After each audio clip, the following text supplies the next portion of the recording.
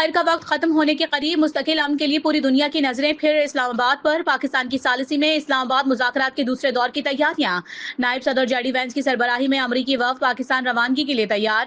ایران کی جانب سے بھی مثبت اشارے ملنے لگے۔ امریکی میڈیا کے مطابق جے ڈی وینس آئے تو ایرانی اسپیکر باقر غالباف بھی آئیں گے۔ تمام تر مشکلات اور فریقین کے ایک دوسرے پر تحفظات کے باوجود پاکستان کی امن کوششیں جاری۔ وزیر خارجہ اسحاق ڈار کا مصری ہم منصب سے ٹیلی فونک رابطہ۔ امن و استحکام کے لیے مذاکرات اور رابطوں پر زور، دونوں ممالک کا قریبی رابطہ برقرار رکھنے پر اتفاق۔ اسحاق ڈار سے چینی سفیر جانگ جائی ڈونگ کی ملاقات، امن کے لیے پاکستان کی سفارتی کوششوں پر مکمل اعتماد کا اظہار۔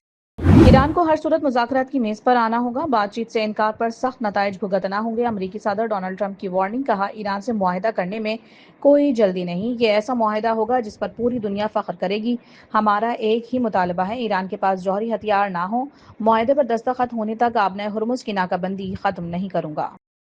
دھمکیوں کے سائے میں مذاکرات کسی صورت قبول نہیں، ٹرمپ مذاکرات کی میز کو ہتھیار ڈالنے کی میز میں تبدیل کرنے کی کوشش کر رہے ہیں۔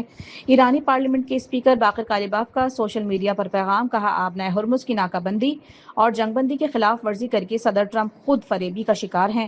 2 ہفتوں میں ایران نے میدان جنگ میں نئے پتے دکھانے کے لیے خود کو تیار کر لیا ہے۔ ایران کا اہم ہوائی اڈے دوبارہ کھولنے کا اعلان، تہران اور مہرآباد ایئرپورٹس پر پروازیں بحال۔ سول ایویشن اتھارٹی نے یزد، راشت، شیراز، آبادان، کرمانشاہ، ارمیا، گورگان سمیت دیگر ہوائی اڈوں کو بھی مرحلہ وار کھولنے کی منظوری دے دی۔ ایران میں حکومت کے حق میں مظاہروں میں تیزی آ گئی، مظاہروں کے دوران اسلحہ بردار خواتین بھی سامنے آ گئیں۔ خرم آباد شہر کے مغربی علاقے میں ایرانی حکومت اور افواج کے حق میں عظیم الشان ریلی۔ ڈیل نہ ہونے کی صورت میں صدر ٹرمپ کی دھمکیوں پر شدید رد عمل، خواتین بھی مردوں کے شانہ بشانہ ملک کے دفاع کے لیے تیار۔ اسلام آباد میں ایران امریکہ مذاکرات کے دوسرے مرحلے کی تیاریاں مکمل، جڑواں شہروں میں سیکیورٹی ہائی الرٹ، وفاقی دارالحکومت میں ریڈ زون سیل، 20,000 سے زائد سیکیورٹی اہلکار تعینات، پنجاب پولیس کی اضافی نفری بھی طلب، مختلف علاقوں میں مشترکہ گرینڈ کامبنگ آپریشنز، غیر قانونی اسلحہ رکھنے کے الزام میں ایک شخص گرفتار۔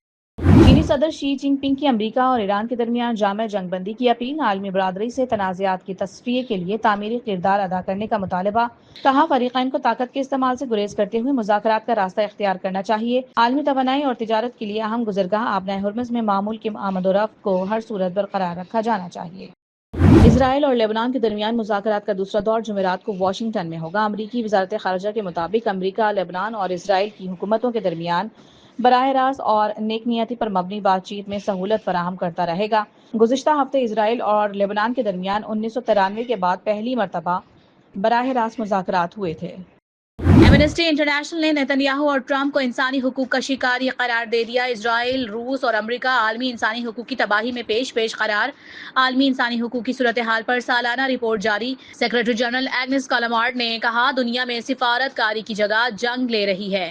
زیادہ تر حکومتیں عالمی طاقتوں کا مقابلہ کرنے کی بجائے مفاہمت یا خاموشی اختیار کر رہی ہیں۔ ایسے کسی بھی شخص کو گرفتار کریں گے جس کے بین الاقوامی عدالت سے وارنٹ نکلے ہوں۔ ہنگری کے وزیر اعظم پیٹر میگیار کا نام لیے بغیر نیتن یاہو کو واضح پیغام، کہا بین الاقوامی فوجداری عدالت سے علیحدگی کا عمل بھی روکیں گے۔ بھارتی پروازوں کے لیے پاکستانی فضائی حدود کی بندش دوسرے سال میں داخل۔ پاکستان ایئرپورٹس اتھارٹی نے فضائی حدود کی بندش کا نیا نوٹم جاری کر دیا۔ بھارت کے لیے پاکستانی فضائی حدود 24 مئی 2026 کو صبح 5 بجے تک بند رہے گی۔ ایران امریکہ مذاکرات کی امیدیں، عالمی مارکیٹ میں خام تیل کی قیمتوں میں کمی۔ برنٹ خام تیل کی قیمت $94.41 فی بیرل پر آ گئی۔ WTI کی قیمت $86.18 فی بیرل ہو گئی۔ پاکستان کو سعودی عرب کی جانب سے مزید $1 ارب موصول، اسٹیٹ بینک نے دوسری قسط ملنے کی تصدیق کر دی۔ پاکستان کو پہلی قسط میں $2 ارب 15 اپریل کو موصول ہوئے تھے۔ بجلی کے نرخوں میں سالانہ بنیادوں پر رد و بدل کیا جائے گا۔ FBR میں آڈٹ کیسز کی انتخاب کا مرکزی نظام لایا جائے گا۔ IMF نے پاکستان کے لیے $1 ارب 20 کروڑ کی اگلی قسط کی منظوری کے لیے 11 نئی شرائط عائد کر دی۔ حکومت کا خصوصی اقتصادی زونز اور اسپیشل ٹیکنالوجی زونز سے متعلق قوانین میں ترمیم کا بھی فیصلہ۔ لاہور میں اسپیڈو بس پر سوار لڑکی پر تشدد کرنے والا کنڈکٹر گرفتار، ملزم سجاد کے خلاف مقدمہ درج۔ انویسٹیگیشن ونگ کے حوالے سے صوبائی وزیر ٹرانسپورٹ اینڈ ماس ٹرانزٹ بلال اکبر نے واضح کر دیا کہ خواتین اور بچوں پر تشدد ناقابل برداشت ہے، ایسے عناصر کسی رعایت کے مستحق نہیں۔ حکیم الامت، شاعر مشرق، مفکر پاکستان حضرت علامہ محمد اقبال رحمۃ اللہ علیہ کا 88واں یوم وفات علامہ اقبال کے افکار اور اشعار آج بھی مشعل راہ۔ انہوں نے بر صغیر کے مسلمانوں کو ایک الگ قوم ہونے کا شعور دیا اور نوجوانوں کو خودی کا پیغام دیا۔